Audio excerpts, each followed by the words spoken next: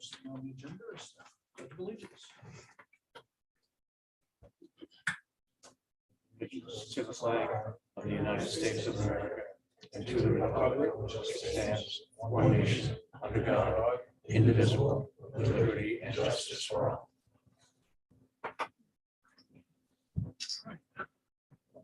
Presentations, we get a hearing from Warren Hagan, securing liquor license. We'd like to make a motion to open up the public hearing. Make that motion. Is there a second? Second. All in favor? Any public comments? Is there any select board comments? Just want to say I'm glad Laura's still coming back to us. Nobody else has got any? Right. I guess we'll close the public hearing. Somebody like to make a motion? I move we approve the application. I just have one thing.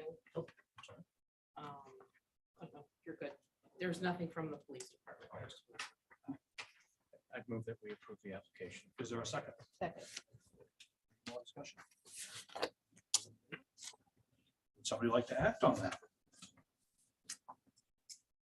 So it's closed. We just closed the public hearing. I apologize. Wrong motion. Now I'll move that we approve the application. Sorry, Mr. Chairman. Is there a second? Second. Any discussion? Seeing none. All those in favor? There you go, Bob. Thanks. Adjustments to the agenda. Got one, Bob? Yes, if we could move up the discussion of under 10.2 to the next item on the agenda. And 10.3. And then, yes, and 10.3, add the Philbrook Fund discussion.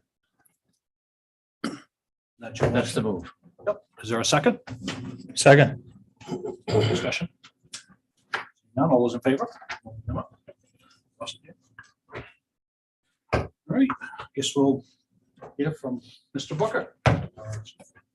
Chief Booker.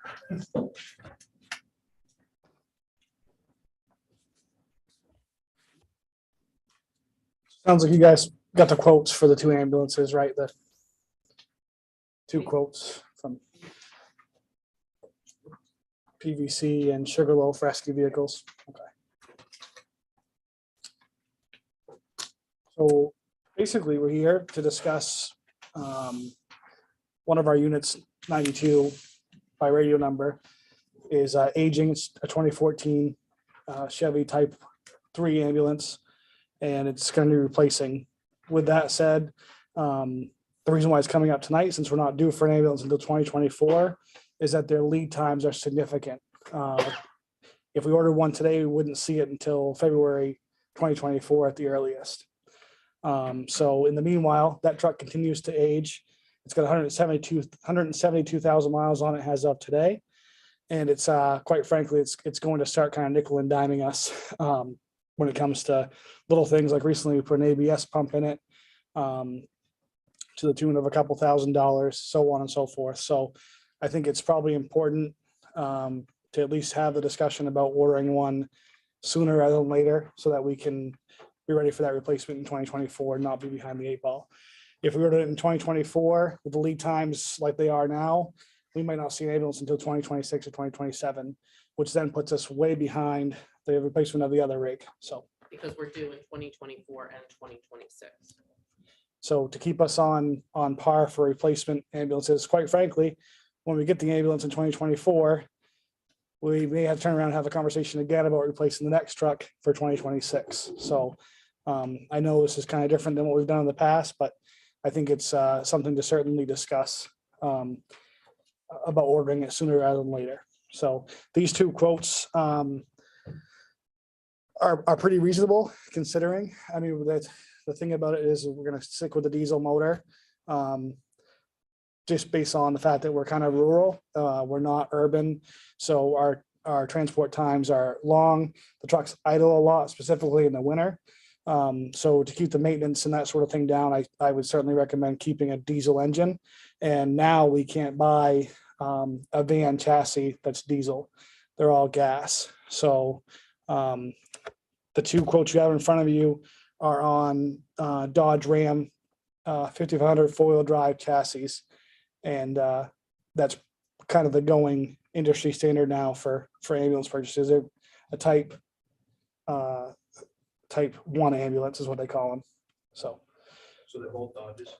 they're both Dodges. I mean, the prices are pretty much, from what I'm understanding, pretty much interchangeable between Dodge, Chevy, and that sort of thing. We have a Chevy dealership here in town. But what I'm hearing about the Chevy chassis is that they're not as durable as the Ram. So I've quoted both of these trucks on Ram chassis. So Key Dodge in Newcastle could help us service them. We have an issue regardless of what we buy with trying to align these things because they're huge and they're heavy. So Copeland's over in Warren has been able to do it intermittently.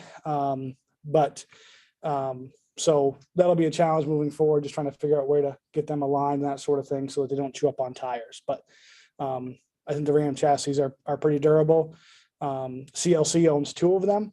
I happen to work on both of them in a different life, and they're great trucks. So they're very happy with them over there. One of the things to note on these quotes is that they're both outfitted with a Stryker power load system. And I understand that's probably doesn't mean much to you folks, but honestly, it's one of those things where, again, becoming industry standard, it allows us to load the patient in the ambulance basically with one finger. The stretcher hooks onto the load system and it lifts it up on its own. So it really is a back saver. I certainly don't foresee myself speccing a truck without one moving forward, but they are to the tune right now currently of like $23,000 or $24,000. So that is a cost associated with the purchase of the rig. But I would strongly advise us to go with the Stryker power load system. We have the stretchers and they can be refurbished to fit the power load system. So that would save us some money as well without having to replace the whole stretcher and power load system. Are you designing the boxes now? Yeah. I know it's gonna sound silly, Yeah. but we share a lot of employees. Yes. With CLC. Yes. Similar So structure. if we order one of these trucks, the one from PVC, which is an AEV box, American Emergency Vehicles, their model is Trauma Hawk, and ours would be basically identical to that truck with a few minor changes. CLC brought their rig over a couple weeks ago at my request for the crew to go over, and they were all pretty impressed with how it was set up. It's designed, the model is called Medic in Mind. It's basically designed so that the paramedic or the attendant can do everything from a seated position versus moving around so much in the back of the ambulance. So it certainly speaks to the safety of the patient compartment, which is huge. So, and this truck, both of these trucks will be full-wheel drive chassis, which allows us to save on studded snow tires and still access places in our coverage area that are tricky in the wintertime. So anybody have any questions on either one of them? Is there any kind of warranty on the vehicle? Yeah, so the Ram chassis would be warranted. The box would be warranty within reason, but they don't do it by mileage. But there would be a factory warranty associated with Ram or Chevy or Ford, whatever we decide to go with. Year or two? Whatever the yeah. It is. Yep. Okay. The same thing as if we went out and bought it from Key Dodge. I think they offer the same warranty. Yep. So we would have to, if we bought a Dodge, it would have a lot of its work done at Key in Newcastle with any luck. Warranty work. And I understand we've reserved or have financing is available for this. Are we going to For finance it or are we purchase. going to purchase it? And we have money in the capital budget. We have some money in the capital. But not budget for towards the, it, yeah. But not not- enough to cover Put it. Enough aside. That was the discussion earlier today, is maybe in 2 years you could put enough aside that nothing. No, if we went with the, so I'm gonna confirm that with them once I have the okay. These are quotes, but I think from what I best understand, if we were to say, hey, we're gonna do this, we would sign a purchase agreement and that would kind of lock us in. So we could save a little money. If we, through the Sugarloaf quote, they offer if you prepay for the chassis, you can take $1,000 off the overall cost, but in the grand scheme of things, I think between the two trucks, I would certainly encourage us to go with the AEV. As a backup, if you get it from Key, Sure. I think that's what you want to do. So because we- they're so close. So we won't buy the company, when we order the rig, the company will order the chassis. Okay. So they'll get it from wherever. Yep. Right. Yep. But as a backup for maintaining the vehicle. Sure. Would you take it to Shepherd or somewhere else? I could, You yeah, and I they could do the certainly, work? I would think any Dodge dealership would entertain Okay. taking care of it for us if we were to purchase a Dodge. One thing that I would say is that this is different than what we discussed at the budget committee meetings. Hmm. So I think maybe if we invite the budget committee to the next select board, if you don't mind coming back. I don't mind coming and back. me going over it again. Yeah. If select board would like, I think that would be, we want to get their buy-in to this. I don't think anybody's gonna have a problem with Yeah. it because, you know, Yeah. 2-year wait time is an issue. Yeah, and what I will say is that's changing, sounds like kind of on the daily. So not to put the pressure on anybody, but tomorrow it could be 36 months, it could be longer, so, It's true. I understand budgetary buy-in, but again, if I call tomorrow or next week or a month from now, it could be a whole different monster. So whatever the select Have board, they given you any ideas of what it potentially could cost in 2 years? Have they given you a? no, and they probably won't. So, I mean, because they don't know. I mean, it was enough, honestly, I think it was hard enough getting just a quote from these people because they're like, well, we don't want to just send you a quote. We want to, well, it's like, you have to send me a quote. I have to have a discussion with my select board. And they're like, okay, we understand, but here's the estimate. Yep. I'm just curious, with a vehicle that puts on this many miles, heavy traffic. Yep. Does an extended warranty make any sense? Getting on through 36 months? Good question. I mean, I certainly, if they would offer one, Not to say, do they even offer one for? I have- a vehicle Or like just that? a chassis? and I haven't heard them offering extended warranty. Like I said, typically, this isn't something where we sit down with a dealer and we kind of negotiate anything. It sounds like we fire off our order and then the company does the rest typically. So I haven't heard of an extended warranty being offered on any of these vehicles, but certainly something I would look into. And certainly ask the question. So, because you're right, that's a lot of miles and maybe they give us something over the typical for maintenance. So. Anybody else got anything? Just to give you an idea, the last ambulance we bought was around 185. And they're close to 300 now. And you're recommending. I would recommend going with the PVC, the AEV ambulance from PVC in Rumford here in Maine. They're built in Jefferson, North Carolina. That would give us a rig, like I said, very similar to the CLC rig, with a few minor changes. And they've proven very reliable over there. So So I guess, do you want to wait till the budget That's- and the select board meet? to- That's your call as a I select. think we board. should make a decision tonight. I agree with Derek. It's a and just let crazy the- market out get there a- right have a now. meeting But I with the do think budget we committee should and- let them and know give what the them a plan heads is, up. yeah. That's fine. That's fine. Yeah. I'm just, not that it is contingent on this at all, but I'm just wondering if we ought to look after we place the order at maybe bonding this with something else. I started that process today just to see Okay. if we needed to, what our interest rates would be, because our interest rate would probably be better today than it And will it would be. be Right. next month. and one So- thing, Well, Potentially exactly. bond it 2 now. years down. the road. Oh, we probably Well, would be able to we bond it. wouldn't bond it, it would just be a short term. Yep. But I started that process today. and one thing to think about, like we mentioned earlier, we sign a purchase agreement with these folks and we don't pay a cent on it until it lands in our station. So there is something to be said for that. We can kind of get it ordered and then go from there. But We get 2 more years, we can put it in the budget too, put the right in the budget if we have to. And just exploring all options, because at some point it might. and follow the market. I would certainly like to know which company you want me to order from, and then that would make my job a lot easier to say, hey, because I am sort of waiting on a third quote from Autotronics out of Bangor.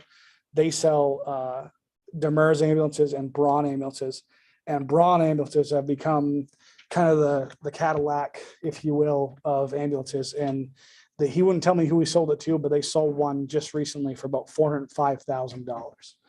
So he even told me on the phone, he said, I really can't compete with, AEV as far as price goes. So So AEV is what everybody's sort of used to around. yeah, we have one of them in our fleet.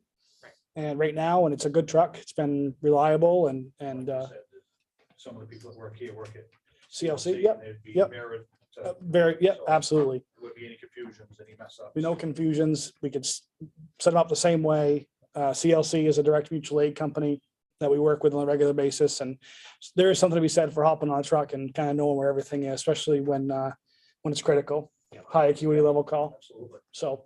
So I really, and again, it is the best price, so certainly the best price and kind of the most bang for our buck, if you will.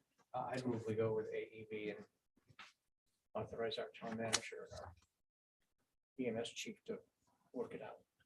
Is there a second? Second. More discussion? And you'd like me to bring the budget committee in next? All those in favor? We're all set there. Thank you, guys. Appreciate it.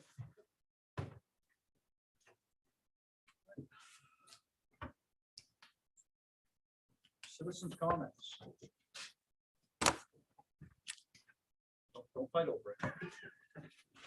So, a couple of questions. 14th is when everybody votes on the warrant, right? You just give us a name. Just so- Oh, Bill Moody. I live in Waldeboro. June Um, 14th. June 4th, yeah, which is like 5 weeks away or something like that. Soon. I was reading Article 49, shall the town authorize the sale of the Friendship Street School? And it describes the location for the highest bona fide offer on the open real estate market and on such other terms and conditions that the select board deems to be in the best interest of the town. Can I ask what the other terms and conditions that the select board deems to be in the best interest of the town? So that's legalese that we were given by the attorney when the question was put together. And my understanding from the attorney is that it gives, so if you have two offers that are very similar, the select board could make a decision based on, say, somebody puts more money down as the earnest offer or the down payment. So it might not be, say you get $100,000 for the building, but somebody gives you 10,000 as the deposit and the other person gives you 5. It gives you that legal room, even though the next person might give you $101,000. And that would be the terms and conditions of the sale. There's not a lot of, it's an open market sale. So that's where we are with that. Now, this is to be determined in the next 5 weeks. Well, we've already gotten 5 offers as of today. Offers, or they've actually offered? 'Cause I know there was 5 people looking at it. Oh, but- no, there's been way more than 5 people. Oh, okay. Yeah, Oh, no, we good, have good, good, good. actually 5 Awesome. bona fide offers. Awesome. Yes, and select board, I believe, will be retiring into executive session to discuss those offers this evening and probably prioritize those offers. Great. And I don't know how that might impact because we just got our proof for our ballot. If they'll even, based on what they decide, whether or not the rest of that question will even be pertinent. Well, I know it said something about something else going on in November as well. And I don't, Well, right, and that might not, because at the time when we wrote that, you didn't know how many offers, if you get any offers, that's part of, unfortunately, trying to decide, but we had, I want to say over 15 viewings Great. in person. I don't know how many virtual, and we currently have 5, and they're all bona fide offers. More than $150 each, huh? Yeah, that's good. Okay, that's all I want. Thank you. You're welcome, Bill.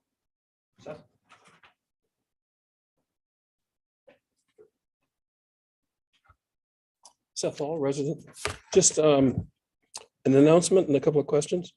The annex, the Bucktussle Annex is going to hold a informational regional Lincoln County broadband meeting. It's the initial meeting of the Mid-Coast Broadband Interest Group.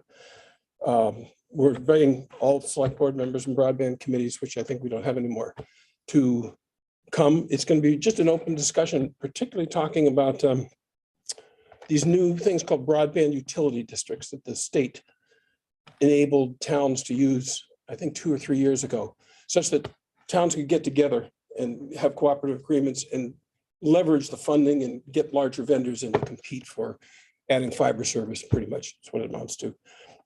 We have Deb Hall from Rockport, who is the director, I think, of the Mid-Coast Broadband Coalition, which is a big group in Knox County. I can't remember how many towns. It's like 7 or 8 towns, including Rockport and Camden, Owl's Head, Lincolnville, I think. She'll be coming down to speak and just share her experience. So it's basically a learning opportunity. People, particularly in government, we've contacted every town in Lincoln County, both the committees, broadband committees, and the select boards. And we're hoping we get a good turnout because it's complicated stuff and it's changing really fast. And there's tons of funding coming. There's just a shitstorm of funding coming from the federal government.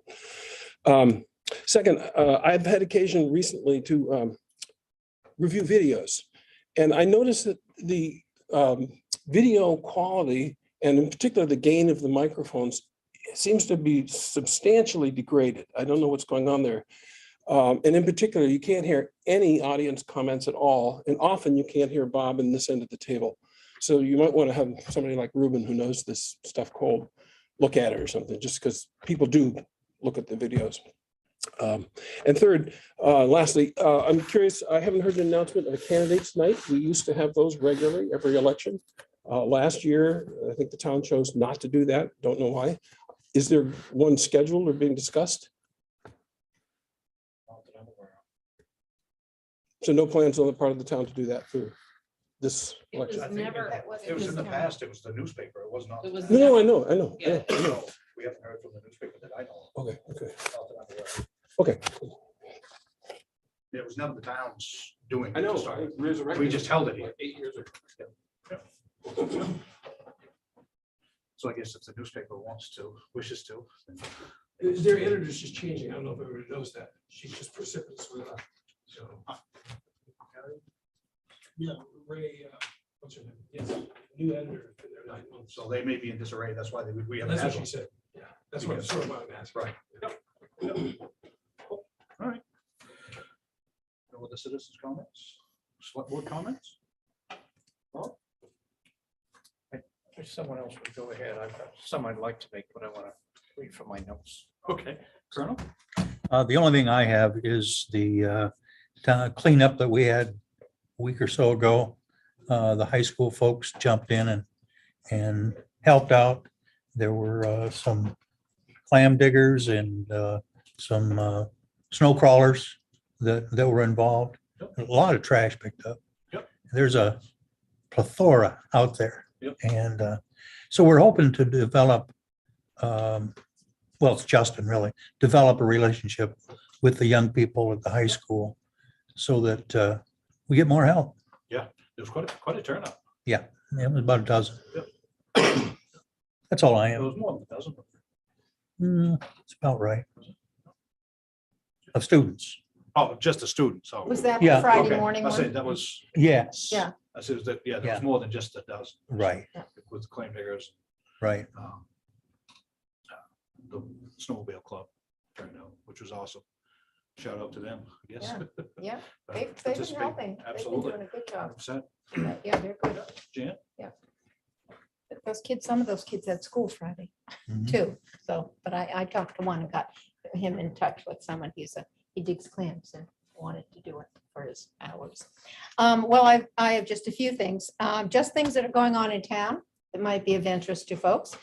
I mentioned these before, but they're coming right up. And on Thursday and Friday at 7 o'clock is Dessert Theater at the high school.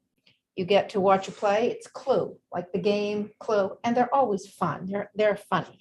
And you get to eat Moody's pie.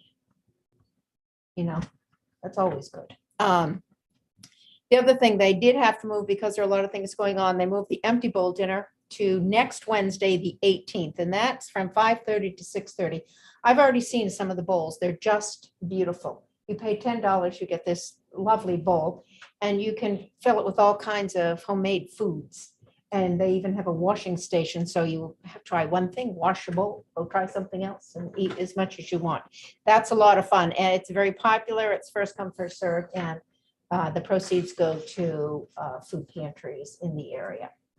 Is that at the high school? That's at the high school. Yep, it's at the high school, and I just found this out today. It's going to be outside. Everything now has to be outside, and we're back to masks in school. So it's going to be an outdoor event, and I thought that sounded like a lot of fun. They have nice tables, and they called it the courtyard. So it'll be in the courtyard. The prom is going to be outside. Graduation's outside. So I hope the weather is good. Sounds like fun. And there's one other thing. It's the Historical Society is having and Bob probably has are you going to talk about No, that? you go ahead. Well, I don't have all the details other than It's the planned to go. program on Sunday, the library. Right. Yep. Yeah. So the history of the Waldeboro Public Library it's supposed to be nice weather this Mm. week. Sitting outside. Last time was outside. It was It's just beautiful. lovely. And that should be of interest to everybody. And Cat Scove will be doing that. And what's the time on that? Is it 1? I can tell you. I think it's 1:30, but let me make sure. It's at 1 o'clock. 1 o'clock? Yep. So we have all kinds of fun social events to do around town. Pop in town here. Will. I just want to talk about the Shellfish Shoreline cleanup this Sunday, May 15th, 9 to 1. The Conservation Commission is going to be joining that one to do more of a town-wide cleanup. And they're going to be providing coffee and cold water. So if anybody wants to get out, it's going to be nice weather. Time is that one? 9 to 1. 9 to 1. I guess, do you want to go next, Bob? I can, if Okay, you're, if you're ready. Okay, all right. These are more or less just like committee reports. The CTC, well, the CT's been rolled into the Economic Development Committee, and they've been working with Max and Ruben to craft a broadband survey, which will be going out hopefully within the next 3 or 4 weeks, maybe sooner.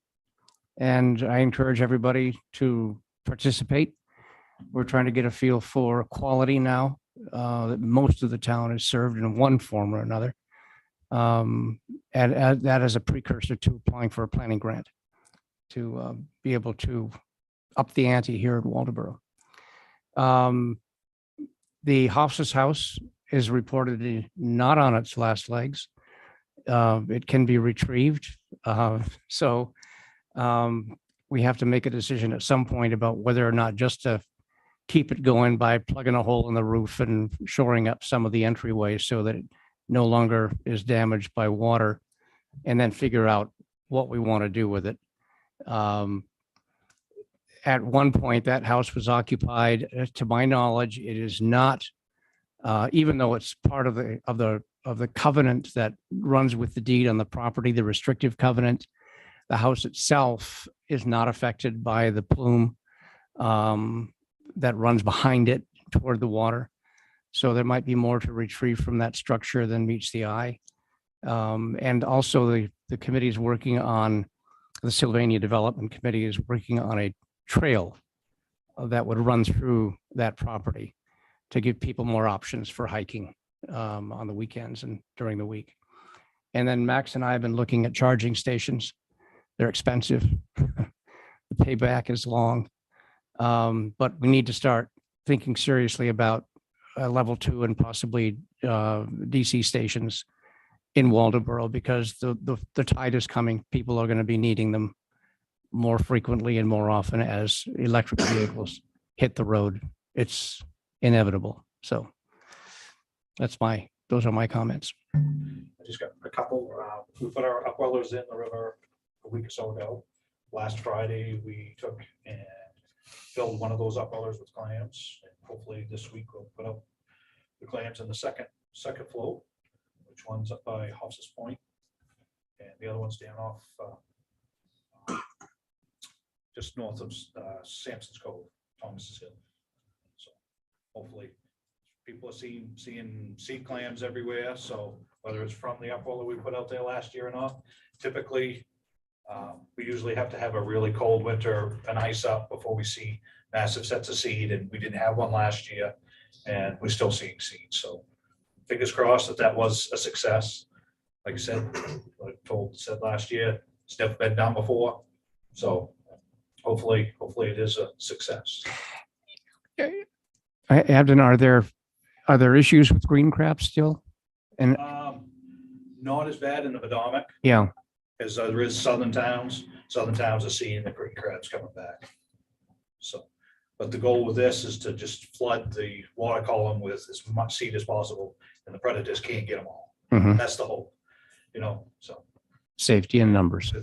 With the upwellers, as many clams as we put in them, the numbers are in the trillions of seed. So hopefully it goes somewhere in sense. That's the plan. Hopefully maybe next year we'll have a third one even down further downriver. So even the DMR, Department of Marine Resources, has never seen something like this before. It's usually they're raising seed, not taking adult clams and spawning them out in the river itself. So they was kind of surprised about it and how we tried to explain it to them. They really didn't get it until we actually had to show them. So wow. So, yeah. Cool. Alewives are in.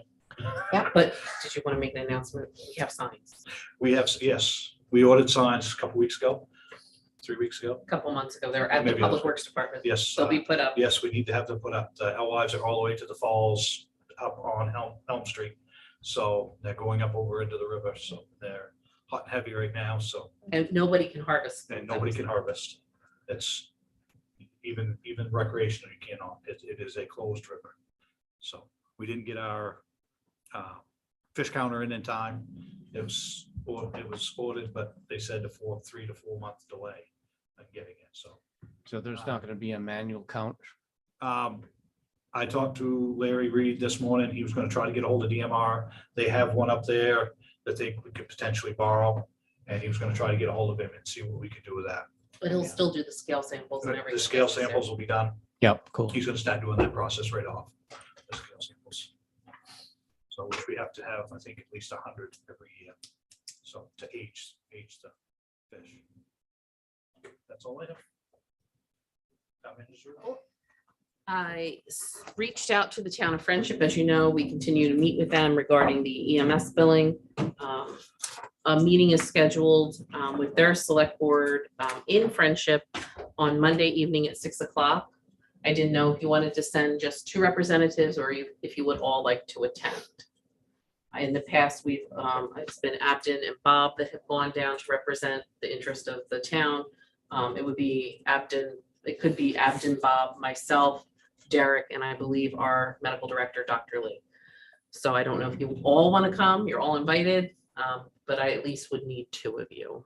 When is it again? Monday night at 6 o'clock PM Monday. in Friendship at their town office. So Well, everybody's I invited. might be interested in going just to follow up from the last, our last meeting. But they came here last time, so I thought. Yeah, they were yeah. ready for it. That's nice. Um, Well, there's just decisions to be made too. yeah, we were, yeah, pretty much.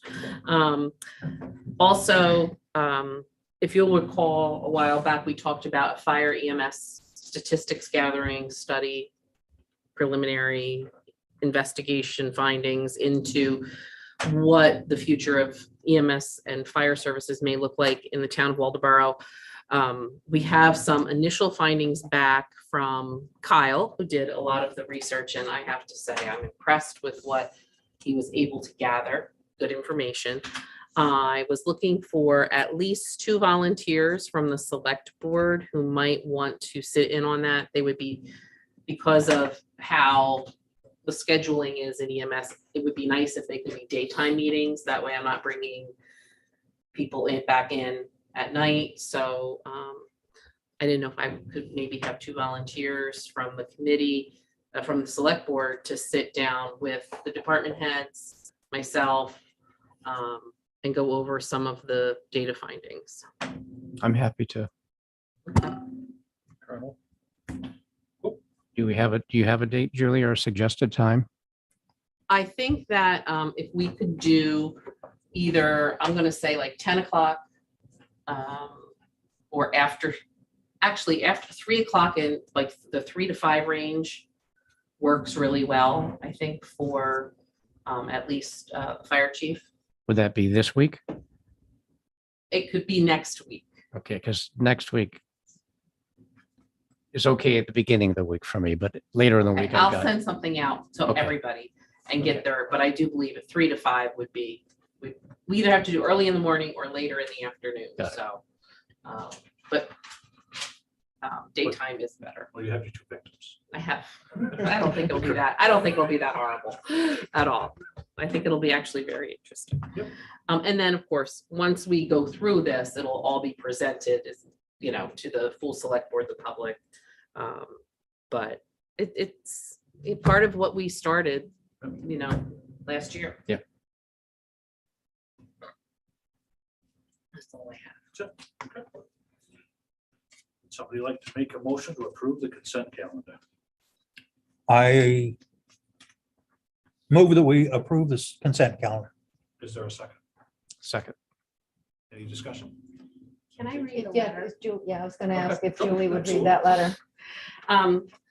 This is from Christy McIntosh and Don Barter. And this is in regards to our sergeant. Good afternoon. I want to make sure that you knew of an incident that happened Sunday. My mother had fallen and my dad and I couldn't get her up and knew we needed help. As I was driving by on my way down, I saw Jamie, so Sergeant Jamie Wilson, outside of his house. So I drove back to his house. By then he had gone inside, so I went to his door and asked for help. He answered the door to a pretty hysterical woman crying for help. He didn't hesitate, just told his wife he'd be right back. He followed me the 1.5 miles and went in to assess the situation. He talked so calmly and reassuringly to my mom, and in one gentle movement got her on her feet and over to the couch. Both my dad and I thanked him, but that seems so inadequate. Even though he was not on duty, he was what was needed. He did what was needed without reservation. Our family feels lucky to have an officer like Jamie nearby. Waldeboro should be proud. And I just wanted to share that because we get more and more of these. And it's important that we share the good things. Hmm. So even when he's not on duty or in uniform, they always seem to do the right thing. Could I also point out that as part of the consent calendar, you have a list of clerks I do. for the election? So, and this does not necessarily mean every single one of them will be utilized, and it doesn't mean that we can't add more. But we have Sonia Sleeper, Steve Carp, Carmen Carp, Carol McDonald, Mike Thayer, Melliam Williams, Angela Edmondson, Carolyn Harris, William Moody, Lorraine Twickler, Carolyn Harris, oh, she's on there twice, and Duncan Morrell. Meyer Drapkin, Gail Erdheim, Paula Titan, Wanda Collmore, Delia Moley, Meyer Drapkin, Nancy Gold, and Elizabeth Wells. And these were the names that were submitted by the respective parties. Thank you. Anything else? Seeing none, all those in favor of the consent calendar? All right, new business, the RSU warrant, you notice?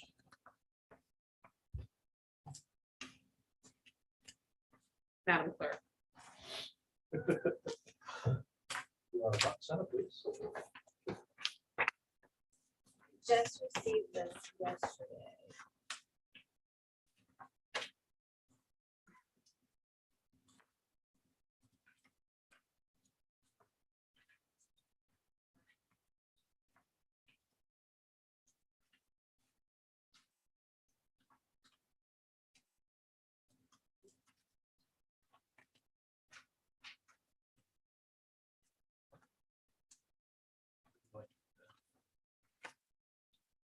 Pam, do you have the actual one with the numbers on it? So I'll give you a funny story. COVID changed things. Before, we were actually getting the number we were voting, that the town was voting on, that we could actually put on the ballot. It's a little bit different. Now we're back to what it used to be. If you remember, prior to the election in 2020, you would get simple questions like, do you favor approving the regional school unit number 40 budget for the upcoming school year that was adopted at the latest regional school unit budget meeting? And when we got these questions, we were like, well, no, there's got to be numbers. They're going back to the old way of doing it. So you won't see what you saw that everybody got used to for the last 2 years, where you saw the appropriation for each school and for the VOTEC school. So what you have to do is countersign this, and you'll just have to do a motion to countersign it. And I can just tell you that Articles 1 through 11 are for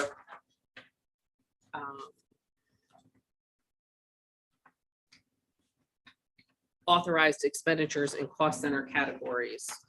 And we'll post this along with the warrants that we have to post, but it's, like I said, you'll only see the 2 questions. You won't see the numbers like you have been used to seeing on the ballot. Could we post what Jan is looking at as That's well? the same thing. Everybody's going to get this in the mail. or has Everybody gotten got it. that. But it would be nice to have it available on the website, Yeah. on the town Yes, we can website, put it on. Yeah. if that's So all why right. did they choose to go back that way? I think it's a state requirement. I don't think it's a choice. I Right. think it's just, we got used to doing it one way during COVID, and now we're out of COVID, and this is the way we're doing it. So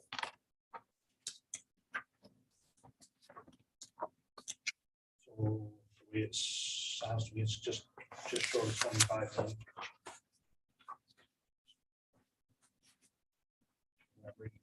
For Waldeboro, total appropriated by municipality would be $9,095,573.96, and total appropriated $24,743,128.28. So. No. Last year's numbers were, was that It's up about 8% from last year. 8%? Mhm.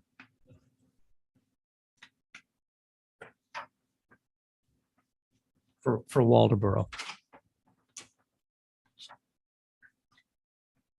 But I just wanted to let you know. So people look on the ballot, they might be confused, that's all. So you just need a motion to sign their actual warrant. It has to be countersigned. I'd move that we sign their MSAD 40 warrant. Is there a Second. second? More discussion? There is a meeting in order to, we'll know the actual number on Which is, next Tuesday, May May 17th. Yep. And union at 6:30, I believe. is the time. Pam will be there to, Pam and Wanda Collmore, one of our ballot clerks will be there to Back up, assist 6:30. and check in voters.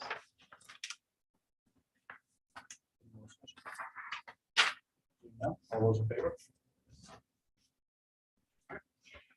And then I do have, in reviewing the ballot, we do have a couple of things I need to let you know.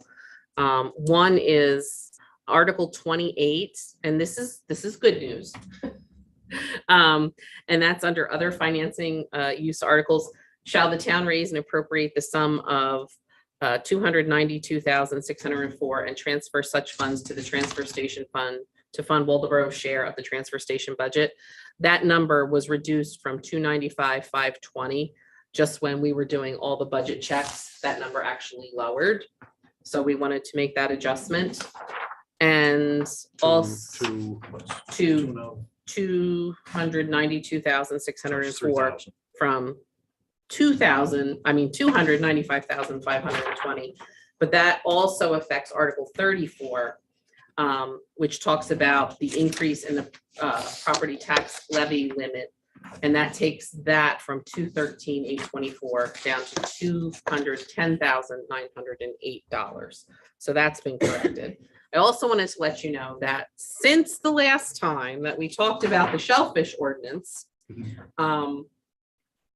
which is on Article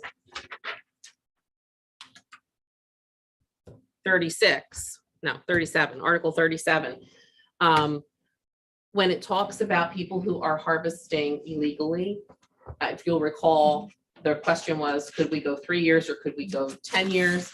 There was our DMR representative gave us information that we'd have to go to the Attorney General.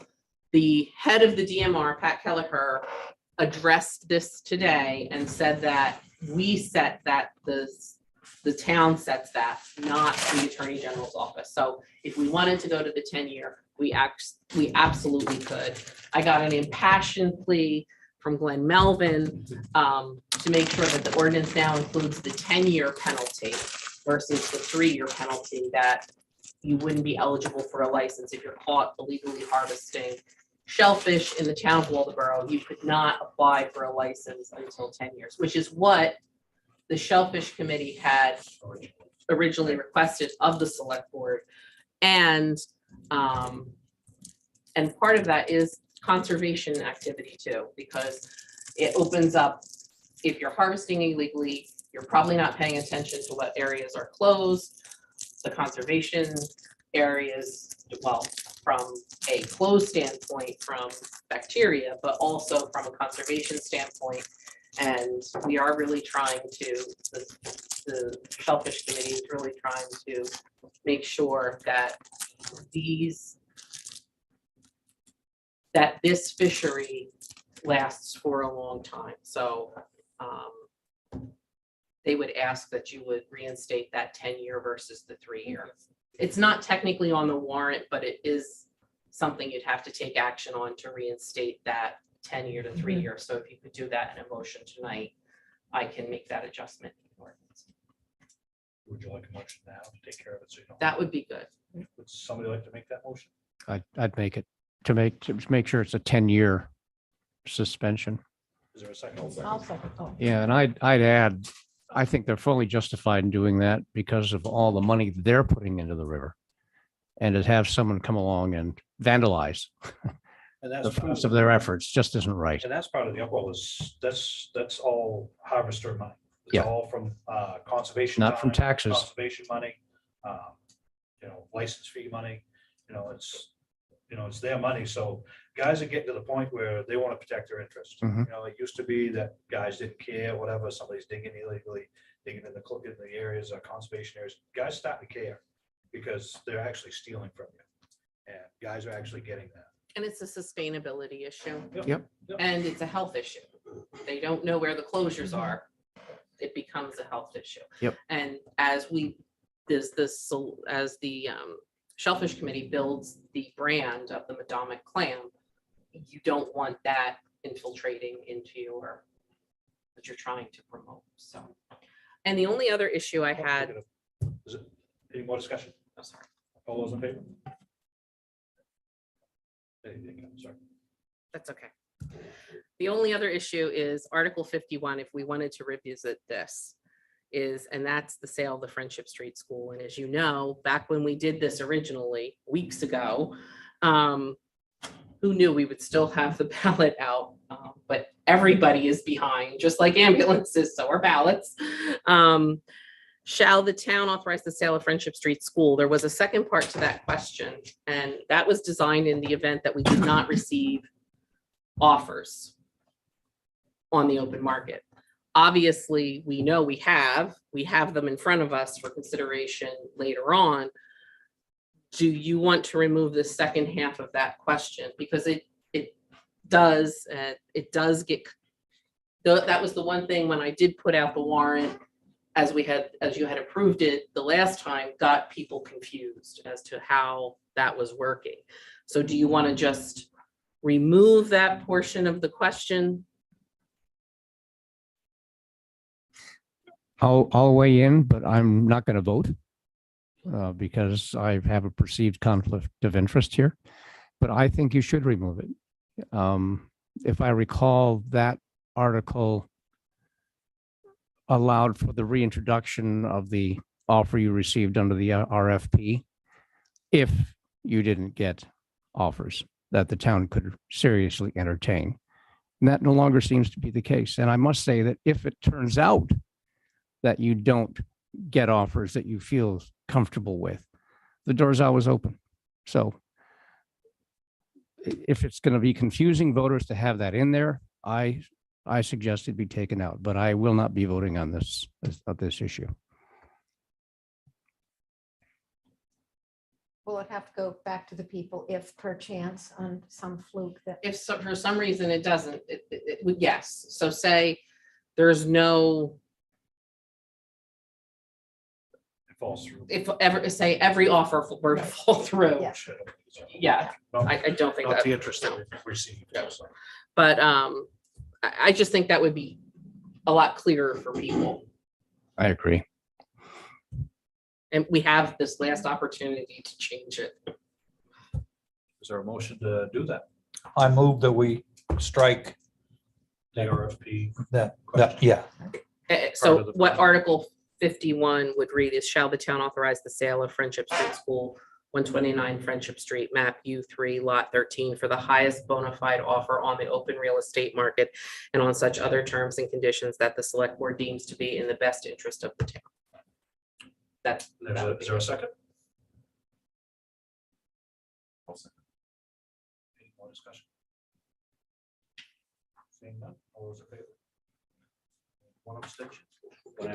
One abstention, yes. All set with that?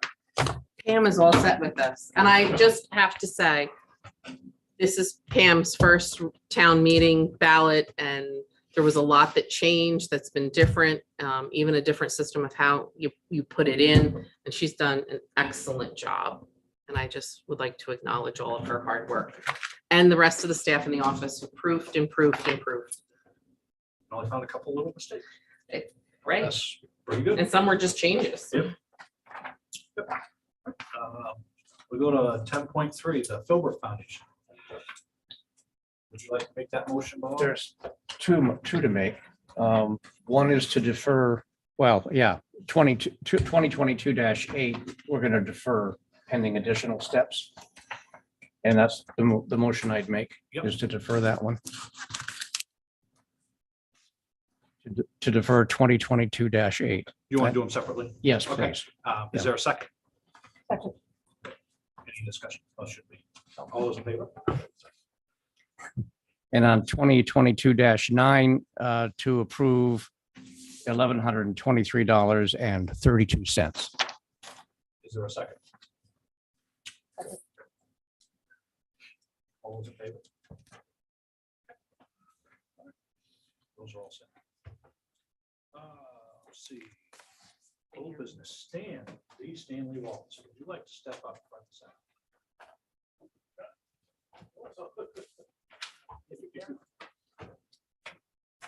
Yes, sir. I guess we got updates. Updates. Yep, I don't know if you've got pitches, where you want to start.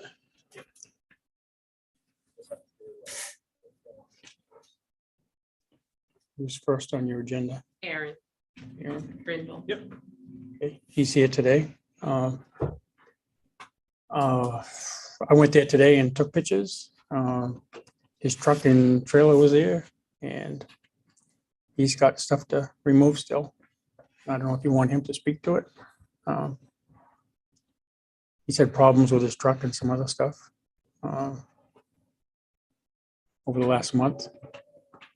Since we last met, primary truck lost the motor.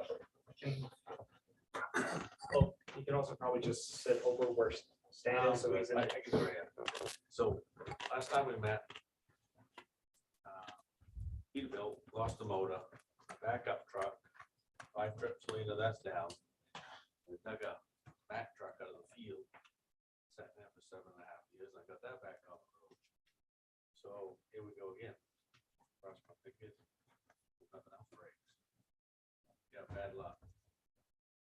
But I do have an excavator down there, but load can before I come in.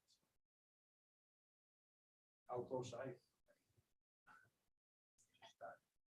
Max, I think if you go down one more The trucks went down within 2 weeks of each other. or two more, it gives you a before.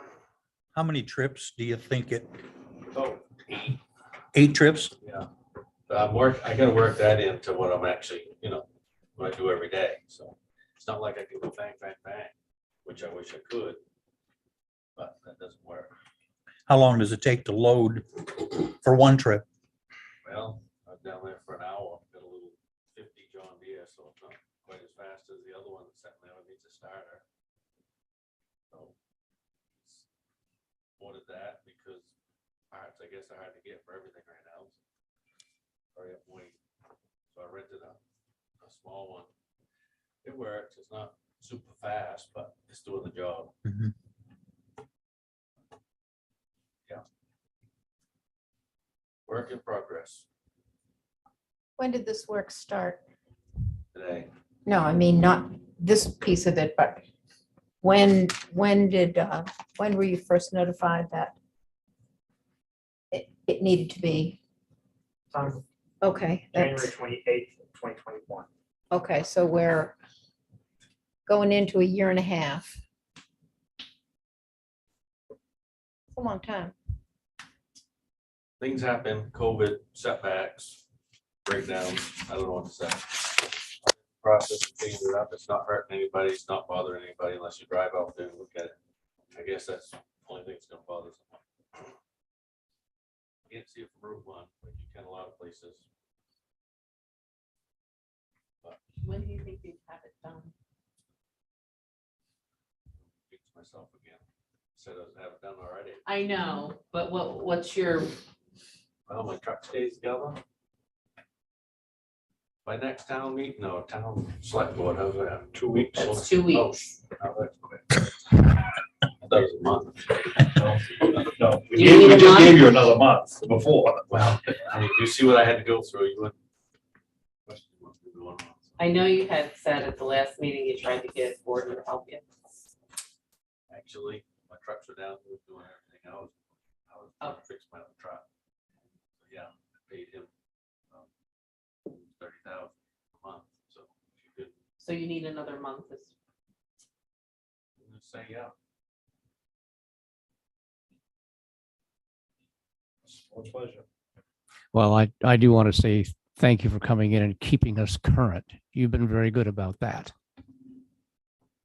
It is what it is. Well, still, you I mean, I did it for a reason. It wasn't anything to start down, whatever. Looks like one maybe to a lot of people, but like I said, depends what you do for business. That's what your dooryard usually looks like. Cut wood, clam, lobster, whatever you do, that's what you got in your dooryard. This is what I do for work.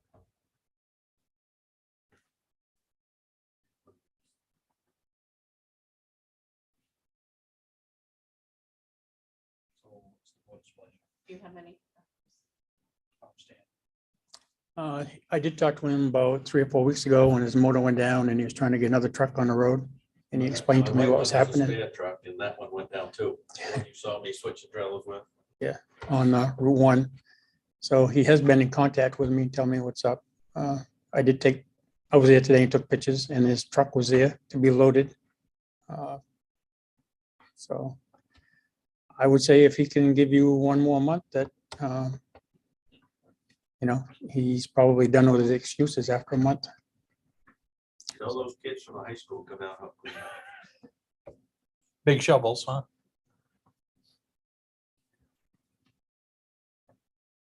It's building, it's more like building debris and stuff. It's not garbage, trash.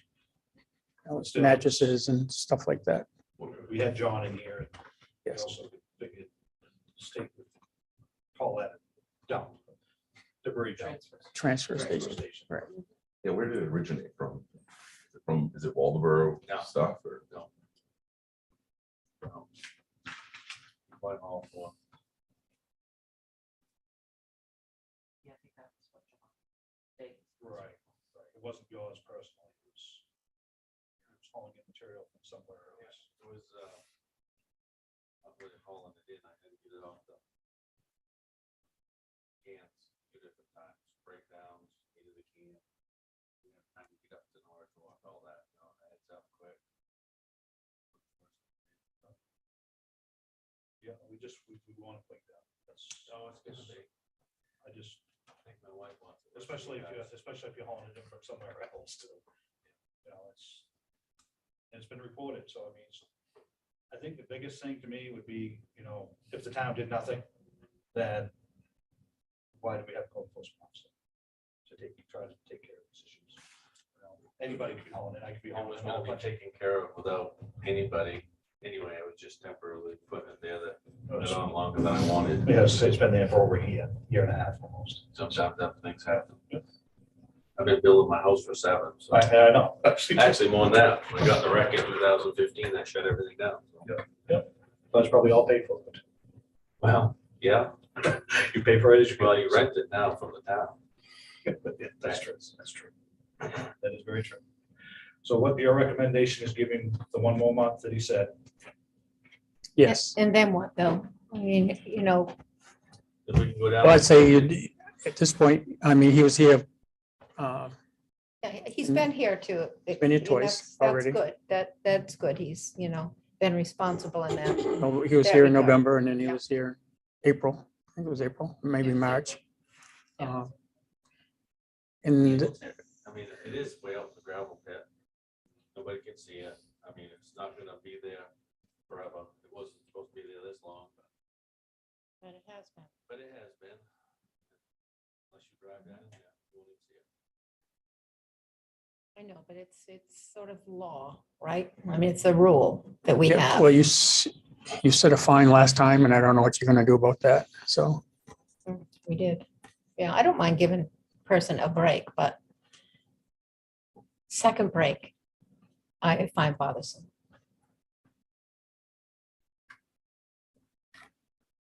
I don't know if you want to go with the fine that you've set and say if it's not cleaned up in a month, then you'll do another one.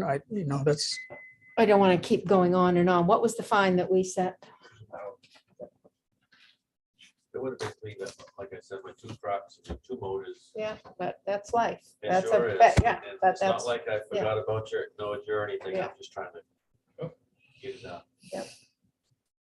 no, I understand that, I think but I don't think we should go another. last November, I think you set a fine. And then he came in the spring. Mhm.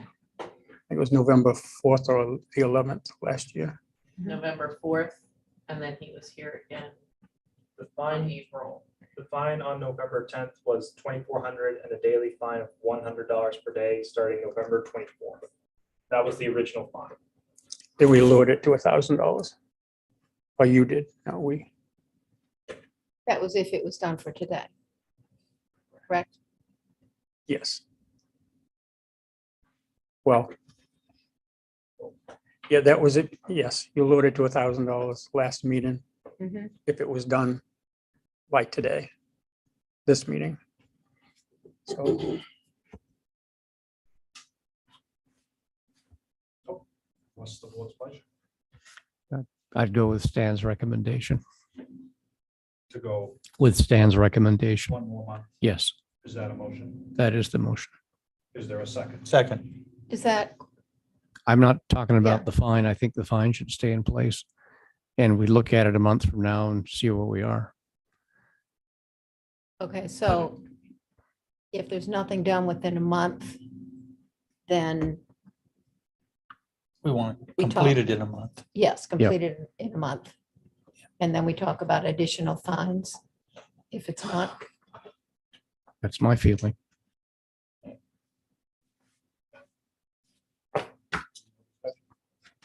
It's cheaper if you just get it done right away. Yeah, At least, you know. be nice. What two motors cost in the truck, it's 50 Yeah. grand. Yeah, I'm trying. yeah, no, okay, I know, I understand that, and you've been here. I do appreciate that. But it's been a year and a half, so I just would like to make sure that it gets done and you don't have any more fines added. And you'll keep Stan up to date. Yes. Stan keeps in contact, you keep watching. I see him today on the camera zooming in, zooming out. He's a zoomer. isn't he? Was He's that your yesterday? friend. Was that yesterday? Today. Yeah, you probably become friends, actually. Yeah. Just make a friend of him. All right, I mean. Get him to I know it start has to be done, shoveling. It's just I've been having crap luck. Truck it, it's fun. Wants to buy a couple. All set. Any more discussion? Seeing none, all those in favor? What's the verdict? You got another month. Get it done. So there's a fine still? June, As far as right now, it is. June 14th. 14. Come back June 14th. I'm going to start loading some more. See ya. Yep. Bye. Thanks. Yep. Thank you. Now he's using his time wisely here. Next. I think on the agenda is Seth is next. Yes. And I was there yesterday and took pictures and Seth texted me today and he hauled in gravel and filled up where the At the bottom, Matt. where the apartment, where the addition was on the backside where all the debris was. The debris is gone and there's dirt there now. So the debris has been cleaned up. Those are yesterday's pictures and those are today's pictures. So, And and- that picture's from the 6th meeting until, or the 6th of April. What you, yeah, the one on the left is from last month and the one on the right is from today. okay, cool. So what are your recommendations on this? If I had the minutes from the last meeting, it would help me out. We gave him another month, I believe, in the last minutes. Yes, this so you'd set a fine back We had set a fine. in prior to November. that. and that fine come up to, I'm gonna guess roughly $5,600. Yep. And you, I believe in April, you give them a month to pay it. Or it had to be paid. I thought that was to get it cleaned up, even one, same thing we did. That wasn't for cleaning Right, up, but we had that to was, waive The fine, correct? no, that was for the dangerous building part of it, Oh, okay, sorry, Not for the- sorry. clean up part of it. Yep. And then, yes, it had to be taken down and cleaned up. So December 17th, I told him the dangerous building part was gone. So that's when the fine stopped for that. And then these pictures of today is cleaned up. Has the fine been paid? No, But the yard's been cleaned up. yes. Is everything done? Everything completed? For Things what, late? for what we have asked, yes. Is that little barn or shed in the back? There's something that's falling off there. That's still attached to the barn. It's it used to be I would call it a hallway, but it's a, what do you call it, breezeway maybe now? But it's off to the side. I have a picture of that. I don't think it's up there. But, and the roof is collapsing on that and they probably at some point he's gonna have to take that off. It's not, it's probably 5 feet wide and 8 or 10 feet Yeah, long. I think when I parked back there, I've seen. Yeah. seen that. You're safe. Is his neighbor okay with everything? I have, she's not there today. She had to go to Portland, so she couldn't come tonight. She was there today, actually. What's that? She was there all day today. I spoke with Oh, well, her and yesterday. when I was there, she wasn't there. when I took the pictures. Sure. And yesterday she told me she had to be in Portland tonight, so she couldn't be here. But you spoke with her, Seth, and everything's Yes. good? And I would like to present some information as well. But yes, she seemed satisfied. She saw the dirt, all that stuff. Did you haul it off yourself, that stuff, Seth, or did you have somebody else? Did you haul the debris off yourself, or did you have Yes, somebody do it? and then I had the top, I don't have a dump truck that can dump, so that's why I had a triaxle to cut it. It's just clean fill, as you saw. Did you take it to the transfer station, or Beg pardon? did you take it to the transfer I took it to station? my burn pile. It's all small pieces of wood. And that was the recommendation of the code officer, which I'd like to talk about. It's very important. This is some time ago. He told me I could burn timbers, which I did. And John mentioned that the other day, there's a burn pile down in my field with that. So what's the board's pleasure? You said you'd like to speak. I certainly would. Yep, you're all set. Step right up. Yep, absolutely. I have a scratchy note. I want to give you this edification. And I'll describe what these are. I only had 3 copies of toner. I told her right now. That's all right. Oh, and this is what I'm going to read to you, and I'm happy to answer any questions. I do have 5 copies of these.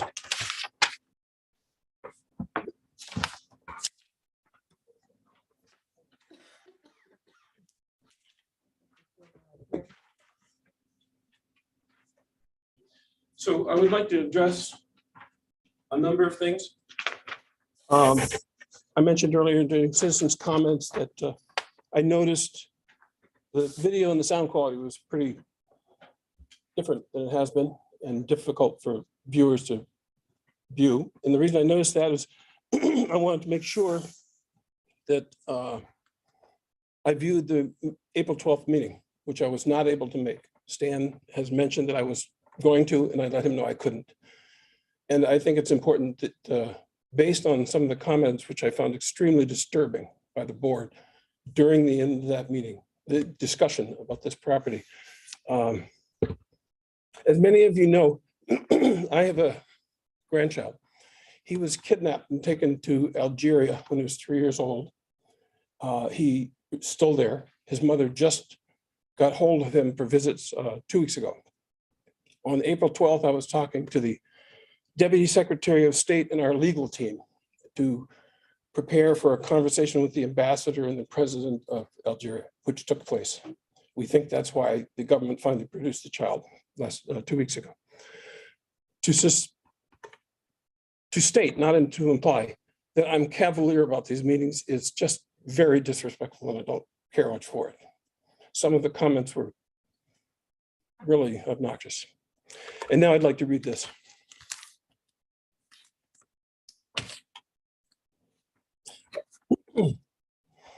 And please interrupt me. There's no reason you shouldn't, I don't think, if you have questions about what I'm reading.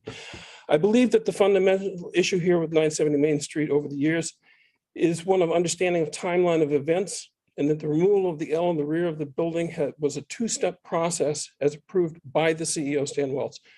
This came up, particularly this point, last meeting, your last meeting on the 12th, because it was characterized as an ongoing problem since 2018. It's categorically not true. I've documented that with numerous writings and appeals to the code officer, which I'm sure he shared with you, and I can do that again. I didn't bring them all tonight. The original request that I remove 1/3 of the L that the roof had collapsed on back in 2018-ish or something like that, was satisfied in the fall of 2020. I received notification from the code officer that the 1/3 of the building that was structurally unsound, which is probably you have pictures of it somewhere, I've seen in your reports, was gone, and the 2/3 remaining attached to the house was intact and not in risk of collapse. After the fall of 2020, I never heard a thing again from the code officer or from the town. No notices or warnings have been subsequently issued. I will note that I did not request a written statement to this effect in fall 2020 from the CEO, because he told me we were done and I took his word for it. I now realize that this was a mistake on my part, and I have subsequently requested that such determinations be recorded in written form and of course sent to me and shared with you, as was the case of the most recent CEO's letter to the determination to this effect on December 28th of this year. During the summer of 2021, I contacted 3 contractors to try to get the, I'm sorry, I skipped a paragraph. Subsequent heavy snow in the winter of 2021 made in both stands in my view, the partial roof collapse mandatory to take the building down. We didn't disagree about that. And I voluntarily contacted the CEO early in 2021 after the storm to let him know I would plan on, due to that snow damage, plan on removing the remaining portion of the L during the summer. I was told by the CEO, Stan, that this was okay. At the time, the L was intact, locked up, not a risk to any trespassers or anything, and not a risk of collapse, but the roof had been damaged. There's no question about that. During the summer, I contacted 3 contractors, Gordon Libby, Tony Lash, and Nathan Northrop, all of whom have good sized excavators and large dump trucks, unlike my small dump truck, about demolishing and removing the remainder of the L. And I was told that they could do the job, but not before the first of the year. That would be January 1, 2022. And I'm sure they can confirm that for you. Everybody's completely busy. And the quotes I received were from $7,200 to $9,800. Although I've never done this type of large scale demo work, I started removing the last remaining parts of the L myself in September of 2021 and had it almost completely down by November 3rd. One small section of wall remained standing, with 80% of the timbers and debris already having been removed to the burn pile I mentioned earlier. The glass and storm windows and stuff was all recycled. But like any demolition, it was still pretty messy on the ground. There's no question about that. Safety tape and warnings were displayed both when the asbestos was taken off and during the demolition portion of this work, especially on the library side, which is, you all have expressed concern about. Then weather, and we're talking about mid-October now, then weather, heavy rains and soil saturation actually made a pond out of the former foundation. And I got my backhoe stuck a couple times and it couldn't get in there. I broke a couple of hoses also, lifting heavy beams with my backhoe. And finally finished it and got it done. I want to mention that I communicated both by phone, by email, and by text. I have all of the texts we've ever exchanged. I'm not going to recite them for you tonight, but our conversations, the CEOs and mine, have been very carefully documented by me, having learned my lesson. And then on December 15th, Stan sent me a text, I believe, and then a letter a day or two later saying you have complied, you've been in compliance as of either the 14th or the 15th of December of this past December, December 15th of 2021, last winter. We're not, so this is why it's so confusing for you all. And this is why I want to clarify this.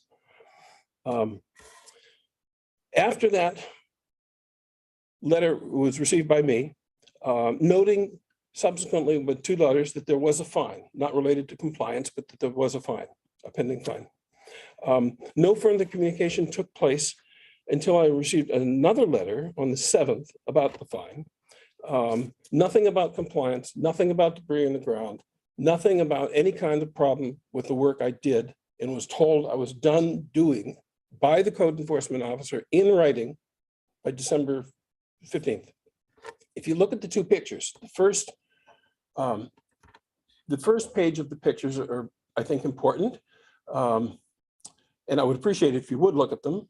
It would be helpful. Those are pictures taken immediately after he presented the pictures to you on the meeting of the 12th, April 12th meeting.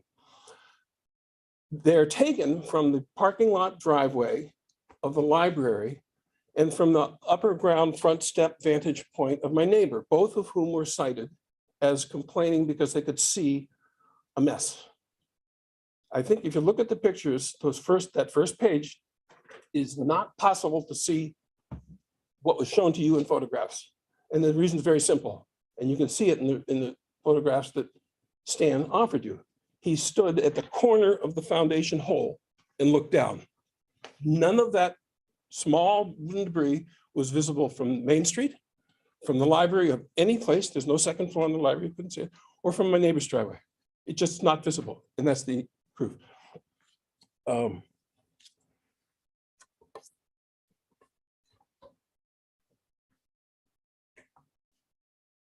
So I was never, the important thing was I was never told that I wasn't in compliance and there was a problem, ever, at all, after December 15th, in which I think we were completely in sync up to that point. We agreed that it had to be gotten done. I was a little bit late. I admitted that. Sometime in early April, Stan told me you guys were going to meet to discuss the property at their meeting. I sort of wondered why, but I told him that I intended to attend, and I've just given you an explanation why I wasn't just being cavalier and ignoring it. I wasn't able to attend for a very good reason. I also agreed at the time, in this conversation, to clean up the little bits of wood debris remaining in the hole where the L had formerly stood. It was just a foundation hole at this point. As you can see from the picture Stan showed you on April 12th meeting, you're looking down into the foundation hole. It's pretty unambiguous. You can't see it from anywhere else. On the day of the meeting, some important family business came up, and I let Stan know that I wouldn't be here. As promised, coming to date, I did do the little bit of additional cleanup that Stan requested I do. It's a bare hole, removed the debris, took out the glass and the little bits of broken tile that I could find. And then I put 18 yards of fill, clean fill in there from JBI. Brought it yesterday morning. And I spent all day yesterday. If you've ever tried raking and shoveling clay, it's not fun. It's just impossible, but I did it. And you can see the result on the second page. The second page there on front and back, you can see what I did as of yesterday at 6 o'clock at night. I think, let's see, I think I have a conclusion and I'll take questions if you like it. Oh, I just mentioned that if you look at the images, it's obvious that you cannot see the small bits of debris that were reported from anywhere except the edge of the foundation looking into the hole. And I think that's misrepresentative, at least, and obnoxious. That's not the spirit of the law. I'm not here a year and a half later telling you that I couldn't do it because my rake broke. And I'm being threatened with a much larger fine. And I just think that's unfair. It's not uniform application of the law. And that's why I've objected to every fine. And I continue to object. I wanted to offer a $500 peace settlement. And I told Stan that I would do that. He recommended the number. He said he thought it would probably be okay. Clearly it wasn't okay, but I think it was not okay with you guys because of the presentation. And it was made to sound like this has been a continuous obfuscation and refusal to clean this place up since 2018. That's simply not true. It's just not true. And I really resent the fact that my character, for whatever reason, by whatever players, has been castigated and impugned as though I would do something like that. I'm a pretty verbal person. I've written huge, copious amounts, appealed every point that's been made to me, if it was justified. I'm not sure how many of you read it. I can't ask you to admit if you have not, but the correspondence is, like 50 pages long or something. I think the original fine was unfair. It was unjustified. A perfect example is the one that was just in front of you. I don't know what else I can say. I do not intend to pay the fine. I've spoken to my attorney about it. She feels that it's inappropriate, and she suggested that I try to clarify the two parts of the removal of the L, because that might help if you think about it. I've tried to do that. I'm happy to answer any questions you like. but I will not pay the fine and I will go to court. And I would remind you, there's something about the second threat of a fine that's really peculiar and unusual. I was told on December 18th, you sent me that letter, I believe? Correct. Yep, that we were done. And then out of nowhere, in the middle of March, I'm told, we're not done at all. You have to go clean up those little bits and pieces of wood. That's double jeopardy. I don't think you can legally do that. Now, maybe it's based on misinformation or incomplete information. I'll be charitable. That's my best guess. I hope I've cleared the record. I'm perfectly happy to hear whatever Stan has to say. Stan and I have had a terrific communication channel. We have never not talked to each other about this. Probably more than he wants. So Max went to get a letter. Yeah, I want, Yeah. I'd like to have Stan come back up. Sure, sure. And explain what you're saying contrary to what he's saying. If there is something, sure, right. And I'm happy to answer any And questions. I think most of us have looked at the correspondence. Yeah. Good. we- we And it's have gone a long ways back. It's Okay. not just, No, I agree. you know. Yeah. Yes, I think And that, we that's had what we're just- going by. So, you know, Sure, you wanna like blame us on, We just had the misrepresenting. timeline up there, right? It we've got a started in timeline, so we do know 2018. what's going on. That's It's not. it just wasn't like recent. the other fellow. So Max just went to get some of the correspondence that we sent, that I sent to him last November and December. So in November, I believe you set a fine, same as you did for Aaron Grindle. And it was so much a day after that, and it was cleaned up by the 15th or 18th of December. And that time I said, your fine stops. He knew, well, the letter said it was $100 a day until it was cleaned up. And it stopped on the 18th, and that's when the $5,600 stopped. There's been no fine since December till now. Yep, that's what I was, that's what I thought. I have asked him to, It's just a threat of fine. Correct. Yeah.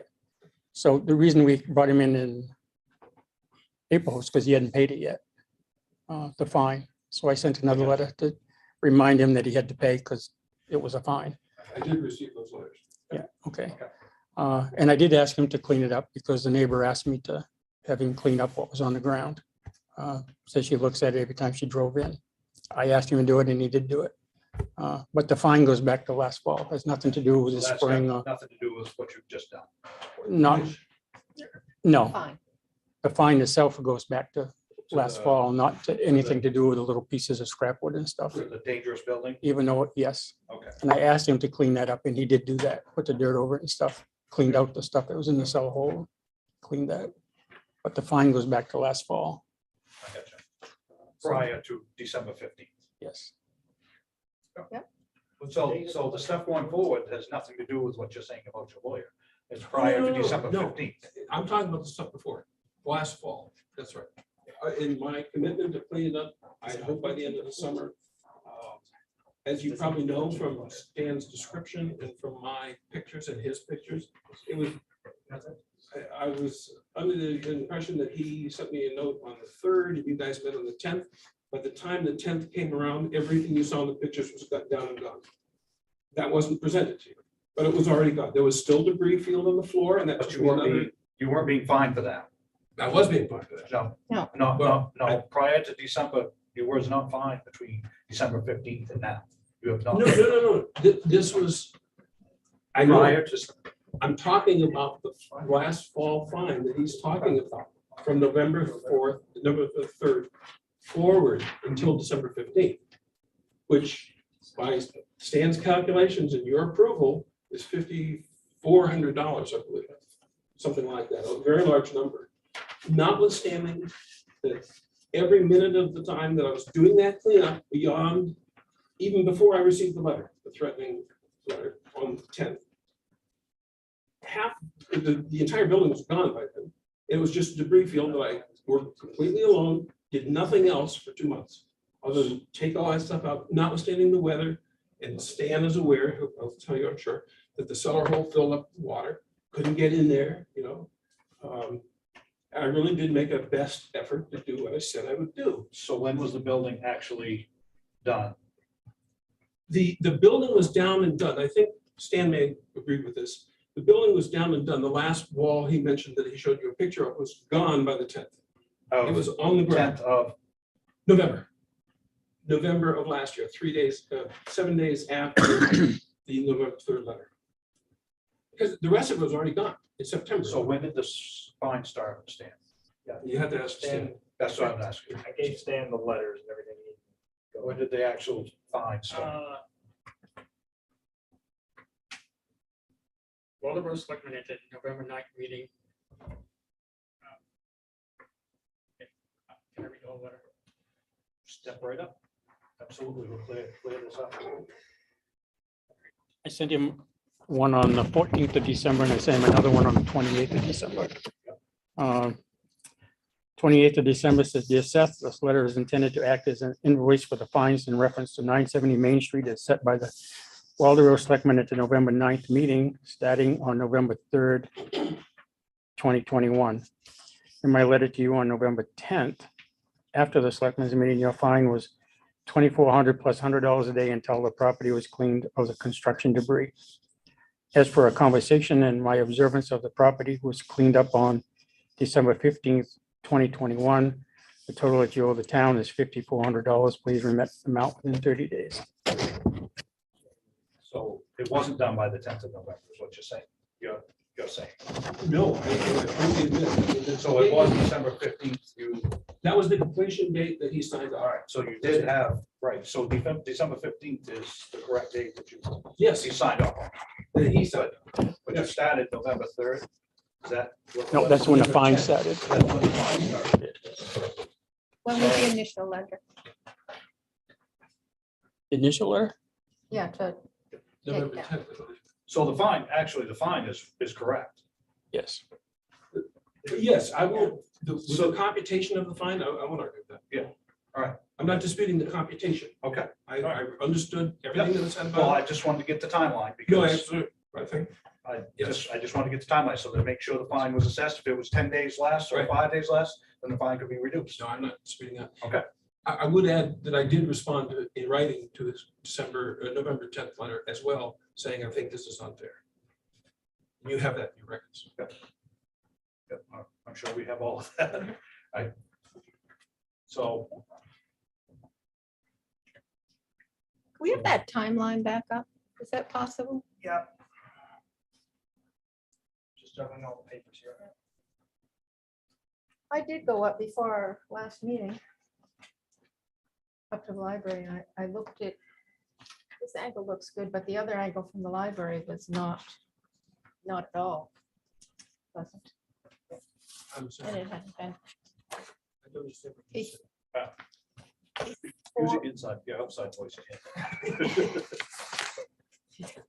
Teacher voice, there you go. Before our meeting where we discussed this, that day I went up to the library and looked to see if it had been cleaned up. From the And, library driveway, presumably. and it was from the opposite side of this, and it had not. Opposite side. From your driveway. Turn the page. That is the library. No, turn it. No, Flip the page. Flip the page, like the first page. Yes. That's from, that picture is from 2 days after your 12th meeting. it was, From okay, the you said it's library. 2 days after. I went up the day of our meeting. Oh, I assure you, I didn't touch it. Oh, during the well, meeting. I didn't, because I didn't know I had to. I hadn't told. well, I went up just so that I could see it with my own eyes. Well, And there's the it really phone. didn't look any different than it had looked. Or was Well, not. Okay, thank you. Now I can see it. You can. Yeah, good eyes. I can't. I'll try and zoom it in. It went back to the 18th. I think there's one more Yeah. timeline. Yeah, There we there's go. this one. yes. Okay. Letter October sent 9th, regarding the condition. And that was for the The first dangerous third, building, the Yeah. dangerous building. that was the first dangerous building that Stan said was completely done. He was happy with it. No fines that I know of. No, that's No. November of 2018, October of 2018. October of 2020. We're looking at 18. But we're looking at I know November. That's So that's that when was it the actually initial started. condition of the building. That's right. That's when it started. Right. That's right. Started in, So it's Yeah. little over 3 years. I think less Well, than 2 years, to 2020. Well, if it goes to December To right now. 15th, it'd be 2 years, Yeah. 2 years, 2 months, Well, when you was first notified. yes, I bought the building at auction when nobody else bought, it, knowing that the L had to come off. It hadn't collapsed, it was just useless, it was a piece of junk. And I knew it had to come off, and I did remove it, and Stan said in his written letter of the October 2020, I don't remember the day, I don't have a copy, that you guys, he was happy, and presumably the select board was happy. Period. That was the dangerous building portion that I understood. And I never heard a word again until more than a year later, November 10th, when I received this letter this last winter about the remaining part of it. Now, notwithstanding, he knew what I was doing. He knew I'd taken it down. He knew by the time he wrote the letter, there was nothing standing. It was all on the ground. By the time you had your November 9th meeting, those are 2 phases of taking it down to which the select code enforcement officer agreed multiple times. When I came to him after October 2020, during the winter when the 21 storm caved in the roof, I went to him and said, I think it has to come down. I'm ready to take it down. I'm going to try my best to get it excavated, demolished by the summer. That's the 2 different timelines. So the fine is only the piece from November forward. He was happy, and I think you were happy. From October 2020, the resolution up to that point, I never heard anything about it. Nobody ever communicated that they weren't happy. It did take a long time, that's true. But I did it, and everybody seemed to be happy. And I just don't want those 2 things conflated.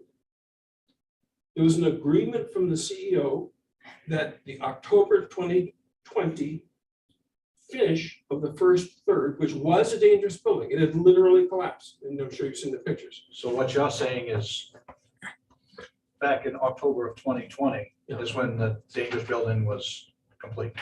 That was the original dangerous building, and that was my understanding from what he wrote me. He said, you've taken the part that's dangerous, I sealed the end of the building off, closed the doors, removed all the dangerous debris. But then the following winter, the roof started to cave in on the remaining part, which we sort of knew what happened, I suppose. Those are the 2 things that I want you to understand. It was not bad faith, it was not lack of effort, and I worked very fast. By comparison to some of the other cases you've heard, in less than a month, really, I did practically everything I told after receiving the November 10th letter. It went a little bit longer because of the minutes of that, but I never made excuses. I just informed you. I said, this is what's happening. And, I wasn't being disingenuous. I was doing it all of myself because I couldn't get a contractor. I think I deserve a little credit for that, actually. I tried to do my best. Unlike some of the other respondents of yours, I succeeded in 2 months. I did everything you asked. And then I get hit again 2 months later for the same job. I don't think that's appropriate. I don't think it's legal. I think it's called double jeopardy. When did we have the complaint person that came in with a timeline of? Your neighbor. Yeah, She just bought the house last summer, so. That was okay, so, It was right around Halloween. Yes, Stan, I think. Yeah. I think we need clarification because. yeah, there's, It's it's not, so am I, and the timeline's not matching up. Well, the first time I was there, the neighbor called and it was the minister that lived next door because he's trying to sell his mother's house. And he couldn't sell the house because he said that Seth's house was he called it an eyesore. I went there, there was a dormer that had started to fall in. And so that's the first time it had to be back in 2018 when I contacted Seth and said, this can be considered a dangerous building. You've got to do something here to take it down. I think at that point, I was more concerned with the little L piece that's sticking there now. And we discussed that and he said that was holding the barn up. So I told him then he could keep that there because it was going to hold the barn in place back in 2018. Can I say something about that? Yeah. I forgot to address that. Chuck Campbell, who we all know, came and looked at my barn, the barn behind, having nothing to do with the house.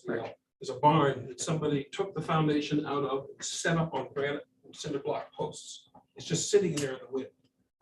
And that's when I told Stan, because Chuck thought wind shear could just blow that thing down. It would be a dangerous building if I took that off. That's the piece he's mentioning right now. It does have a sloped roof, but the front wall is perfectly straight. It's not falling down. It's structurally intact. And if it wasn't there, I fear in this last windy winter, that barn would have fallen down.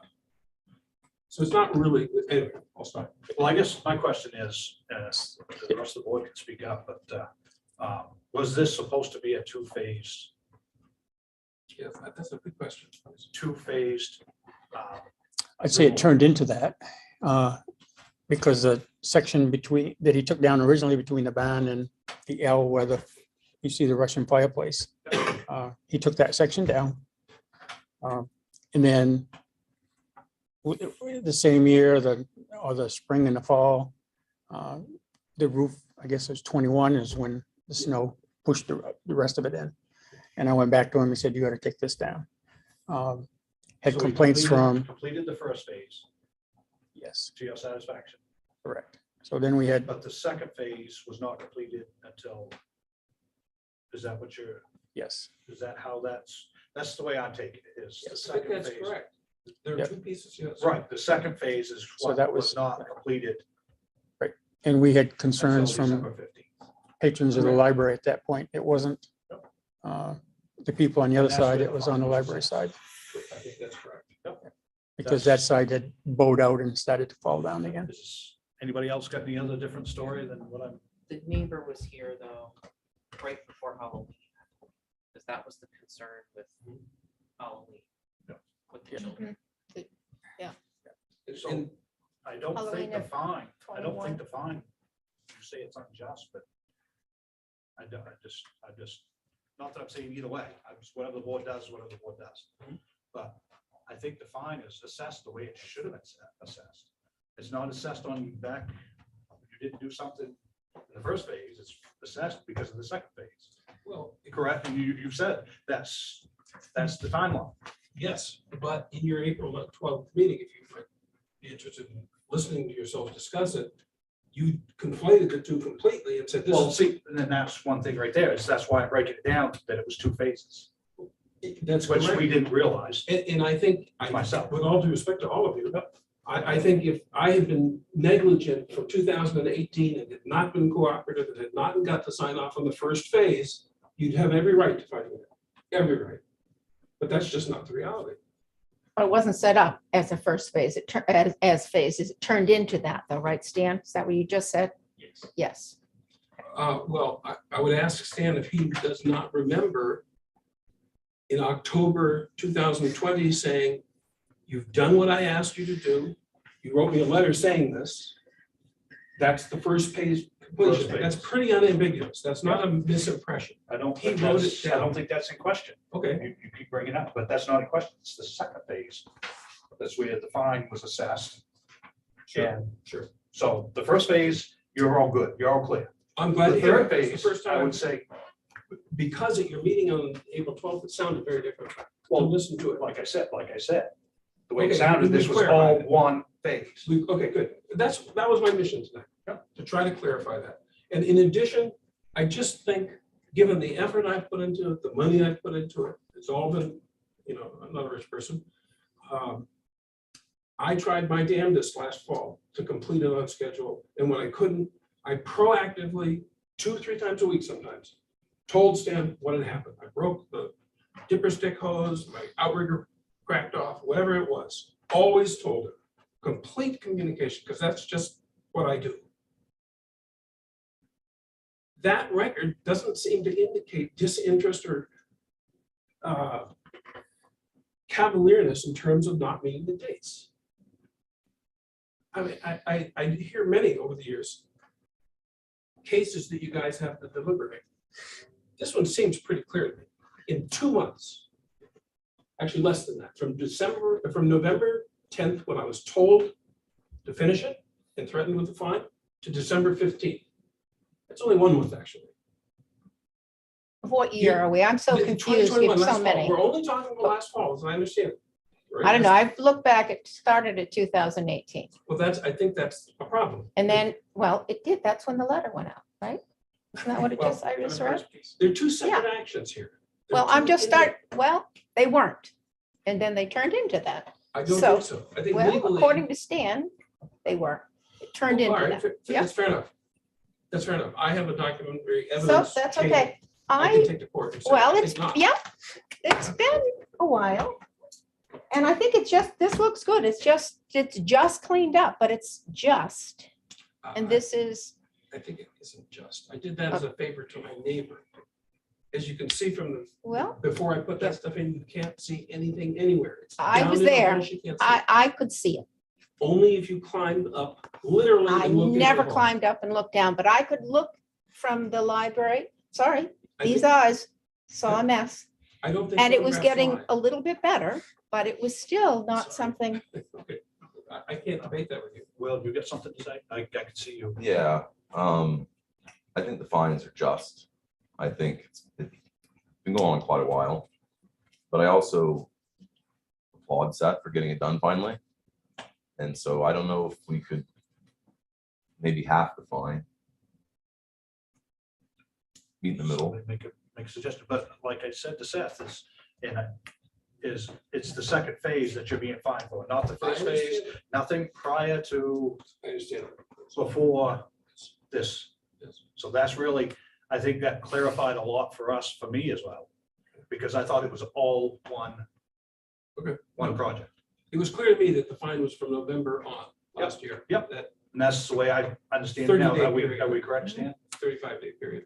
Okay, Yes. so we got that clarified. Can I ask Stan a question? Absolutely. What do other towns do, Stan, in a case like this where there was fines levied, but the cleanup is completed? Do they do any kind of forgiveness, or is there? Well, I've worked for other towns and they've done it both ways. Damascotta goes with a full fine. Noblesboro and Jefferson have cut the fine down and negotiated it. Seth, we sent a letter out in December. Didn't hear anything back from him until I brought it up in April. That's why. Oh, about the payment fine. Right, that's why I came back to the That's board again. Because under the dangerous statute, state statute, the selectmen can put a tax lien against the property. It's the only time they can do it is under the dangerous statute. Weapons statute. That's why I brought it up. That's what I'm here tonight. One point about the December letter, I did in fact respond to it in writing. You have it, it was a letter dated December 5th. Another one, possibly in early January. Because he sent me a reminder on December 28th, I think, about the fine. And I said, I told you I'm appealing this. This is the basis of my appeal. These are two separate actions, just what I told you. No different. And we've established that. Yeah. So I consider that an appeal.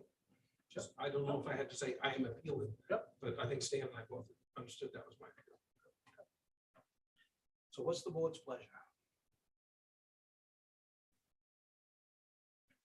I'd like to go with what I said. I think we should half the fine. and be done. Is there a second? I'll second that for more discussion. And I'll open up for discussion. So, what does everybody have to say? I've just been listening, for quite a while on what's going on and back and forth.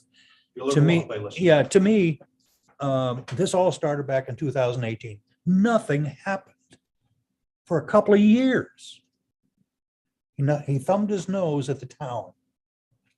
Now, when things got serious last fall, well, we're going to get some things done. And I looked at the pictures, and this is what goes into my mind, that it was a dangerous situation for young people who may cut across his yard. And that was still last fall. It looked like to me.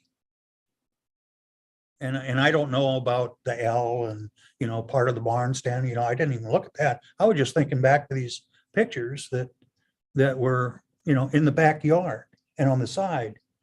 And I'm elated to hear that it's all cleaned up. Everybody's happy. That's why I support half. Yep, okay. Everything wasn't done in a timely manner, but it did get done. I rest. Anybody else got anything? No, I guess I'll call for a vote. All those in favor of doing half on the fine? So. Those against?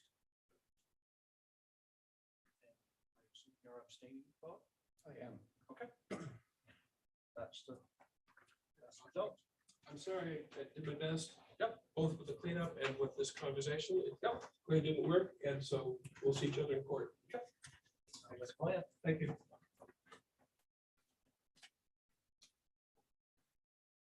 Stan, Winslow's Mills. Up next.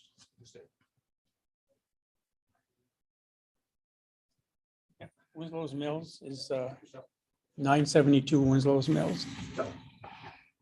It's here about, it's the Call residence. Came to the selectmen, I think it was either 5 years ago. Probably. It was 2000, actually it's 2016, I think. We had a public hearing. I believe it was John Call showed up to speak for the family. It's airship property. At that time, the selectmen voted to have the building torn down. And that's all recorded in Wiscasset on the property. A lot of things happened in the last, over the time. 2 years ago, I stopped there in September, or a year ago, September, to talk to him. And he come out and he didn't assault me, but he kicked the crap out of the car, and it was $2,200 damage, and he ended up going to court, and he went on probation, and it just came in this February to get off that docket. So I saw Gordon Libby again a couple weeks ago, and I talked to Julie about it, and said it's time to tear that building down. It's just before you go into One Pie Road. It's the white one that caught on fire. And The white one. yep, which is a dangerous building. The Yep. roof is falling in. It's a double roof. And I've contacted Gordon, and I called him again today, but he's down in Bristol loading demo cans. And he's gonna go and get another price to see what it costs to tear it down. That's what that one's about. So I'll come back to another meeting with a price of taking it down. And we can put that against the taxes also for the property. And I know that, not to go back to Seth, but he threatened to sue the town, but in the meantime, I have the statutes listed out on my computer and printed out where you can do a tax lien on this property for that $2,700. No, actually, I Yeah. think if we have to go to court. Well, you can put a tax lien on him, and if he takes you to court, then, yeah, You can attach the 2,700 to his taxes you can. now. Yeah. That's probably Plus cost. plus cost. That's- so you can move forward, correct? Yeah, I'll give you all that paperwork, or I'll give it to Julie. So we sent a letter to Travis Reed about cleaning up Viola Stone's place right at the end of controversy. The small travel trailer that she had moved into originally is now gone, It is. and all the metal has been cleaned up. It's sold. Yeah, so there's just one building full of stuff and a little bit of tire debris on the end, but you'll get that cleaned up. That one's taken care of. The building at Cross Street, right by the rail tracks. The wind blew the end of it off and it fell down. Part was on a track and partly was almost, what was in the town right away. So the town crew went up and flattened the building for him. And so that's been taken care of. Now there's new dimensional lumber in there. And I've had a couple people call, and I told them to go see him to get it out of there and clean it up before somebody stops and steals it. Yeah. Because it's right there in plain sight, you know. There's a couple other small issues in town, but nothing. I mean, there are more buildings that are falling down, but, you know, I'm working on it. Yeah. Writing letters and stuff. Yeah. So other than that, Anything else? That's it. no. Thank you, Stan, for Yes. doing a tough Yes. job. It is a tough job. Well, now that I'm here full time, it's, It's probably an easier job. well, I have more time to write letters and, Yeah. and take pictures, so. Yep, yep. Awesome. Cool. All right. Items for the next agenda. Don't forget, we have to go into an Yep. executive again. And you might have to give the colonel those. That executive. The site. Yes, the same. Bob will not have be able to stay for that. That's the. I leave. Yep. Yeah. So do we have anything else for the next agenda? To talk? Agenda for the next meeting, budget committee's coming, obviously, and we're having the public hearing on the warrant. Okay. So there's two things on the list. So we're on schedule for the town warrant in terms of the public hearing, and Yeah, that's our last meeting. that's our before. last chance. Mhm. Yeah. And I know I had them here, Our illustrious our illustrious, planner. oh yeah, he has CDBG stuff to do Yeah, I too. have two things. One, I promised Ruben I'd read his comments in the YouTube section. I would like to thank, he was late for the citizens' comments. I would like to thank the select board for the overwhelming support we've had getting the CTC into the EDC, the ability to continue our work on broadband in a meaningful way is critical. Sorry, I'm not reading it too well from here. Yes, I do have a question, Max, on the CTC, which sort of EDC. was a surrogate for broadband committee. yes. In a lot of the grant stuff, the literature that's coming out now, they talk about the importance of having a broadband committee in a town that is engaged and actively involved in helping establish broadband. The EDC has taken that role over, which is fine. Do you see a problem? I think we that have, We're not calling it a broadband committee, but it is economic development. I- And clearly the context is broadband, but it has to be clarified in the narrative. okay, but you're not going to have a problem doing that. I would hope not. I say I that. just don't want us to shoot ourselves in the foot. We really would just have to specify that the EDC dedicates a very good chunk of time to talk about broadband issues. Okay. So that was the first thing I want to do. And the second, as Julie said, is community development block grants for the next agenda. We have received 2 acceptance of our letters of support. One is a housing assistance one for the Volunteers of America project, so that if the voters approve that in June, then we can potentially, the state will potentially be giving them some funding, and it's going to be done through the town office here.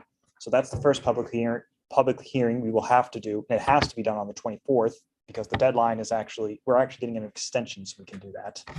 So please let me have that on the 24th. I sent out notices and everything to the paper already. And the second one is for the Economic Development Program. Last year we did it with Odd Alewives. They finished up very quickly. Colonel Bob, I don't know how much you want to talk about how that process went. But Delano Seafood would like to do that as well. They're asking for, I think, $60,000, and that's going to be for similar stuff, storage, equipment, and that's going to be for 2 full-time equivalent positions. You had that organized really tightly, you and Peg, and it went really well. I mean, it was When a Doug piece of cake. when Doug from the state came down to do the town review and everything, he actually had to commended us for how well organized it was and just how impressive Peg was with having everything Yeah, you all at the ready.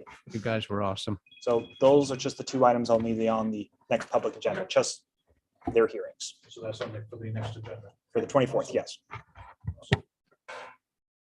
All right, so if nobody else has got anything, we need to go back into executive session. This is where I exit. Exit stage right. Okay.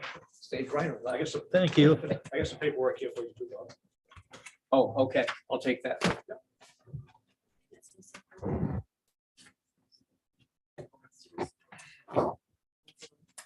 How about I give you it and you can figure out what they need to sign? How's that? All the paperwork you wanted.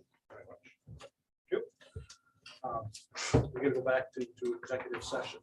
And would you like to read that off for the colonel to say? No, he has it. Oh, you have it? Oh, Night. she give it to you. I'm ready. I You don't need to bet. come back in. Nope, nope, you're good, Paul. Thank you. Have a good night. Drive carefully. Yes, I will.